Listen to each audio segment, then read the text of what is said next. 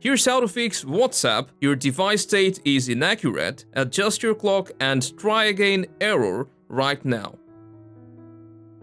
When this happens, most of the times it's because of your phone's wrong date or time. So what you can do is tap on Adjust State, and this will take you right to your phone's date and time settings. And here, if automatic date is not enabled, just enabling it should be able to fix your problem. But if WhatsApp still shows you have wrong date, then simply clearing WhatsApp cache should be enough to fix it. And to do that, you can long press on the WhatsApp icon, then tap on the Info button, go to its storage settings, and tap Clear Cache.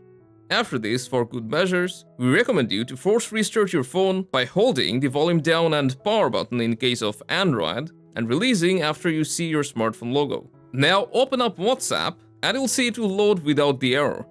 If the problem persists, this can also happen if your WhatsApp is out of date. In that case, just go to your phone's App Store or Play Store, search WhatsApp, and make sure it doesn't show an update button. That's how simple you can fix it. So let us know your feedback and stay tuned.